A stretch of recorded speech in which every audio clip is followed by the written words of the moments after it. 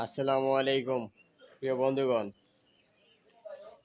এই যে আসিফ নজরুল, ওরা তো ভালো করে সবাই চিনেন। ও আওয়ামী লীগের ছাও, বুঝলেন? আওয়ামী লীগের পদা আর ভারতের গুপ্তচর, ভারতের পাঁচাটা গোলাম। ও এমন এমন আইন করতেছে দেশের মানুষকে আর বিপদে ফেলানোর জন্য। হ্যাঁ, আপনি একটা ট্যাক্স নিবে সরকার, ঠিক আছে, ট্যাক্স নিবে, কিন্তু ট্যাক্স তো লিমিটের বাইরে। পৃথিবীর বিভিন্ন রাষ্ট্রেও তো আছে ট্যাক্স, ঠিক তাই না? ট্যাক্সের তো একটা লিমিট আছে।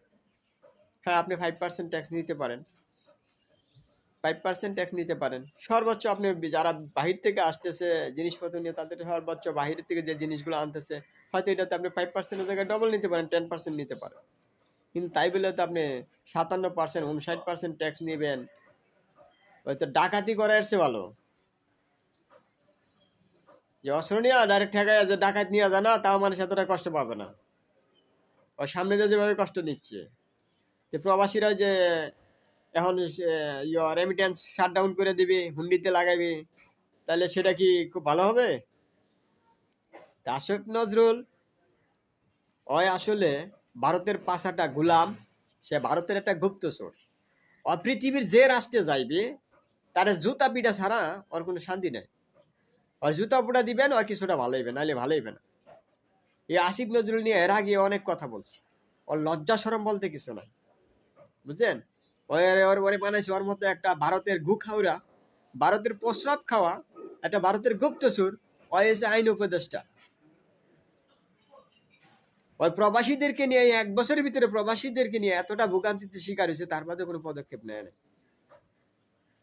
প্রবাসীদেরকে একের পর এক অপহরণ করতেছে, অপরাধীদের পাসপোর্ট টাসপোর্ট নিয়ে বিপদে ফেলাইতেছে। ওই এজেন্সিগুলা যেখানে খরচ মাত্র 60,000 থেকে 1 লাখ টাকা খরচ যায়, সেখানে 60-70 হাজার টাকা খরচ যায়, আর সেখানে 5 লাখ 6 লাখ টাকা খরচ যাচ্ছে। যারা প্রবাসে যাচ্ছে জায়গা জমি বন্ধক দিয়া, অনেক জায়গা বিক্রি করিয়া তারপরে যাচ্ছে, যাওয়ার পরে তাদের কাজ নাই। আবার তারা কোনো কিছুর সমস্যা পড়লে, সমস্যা জানাইলে আবার এজেন্সি তারা তথ্য দেয় না যায়, এম্বাসিতে জানাইলে তারা আবার অপহরণ করে।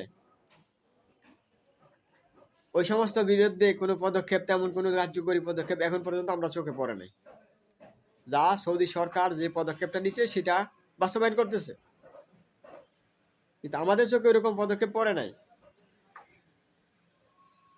আসিফ নজরুল সাহেব, তা আপনার মতো ভারতের একটা গুপ্তচর, আওয়ামী লীগের পয়দা, যে আপনাদের মতো আওয়ামী লীগের পয়দাদের কিন্তু ভারতের গুপ্তচর আপনাদের মতো নির্লজ্জ লোকদের জন্য এই যে এই যে প্রবাস থেকে যে জুতা পিটা দেখাইতেছে না, আপনি পৃথিবী যে রাষ্ট্রে যান আপনাকে ঠিকই জুতা পিটা করবে আসিফ নজরুল সাহেব। কারণ আপনি আওয়ামী লীগের পদা, আপনি যেরকম আওয়ামী লীগের পদা, যেরকম নির্লজ্জ ভারতের গুপ্তচর, আপনাকে ঠিকই জুতা পিটা করবে পাবলিক। কারণ আপনার নেশার, আপনার মতো নির্লজ্জ লোক খুব কম আছে।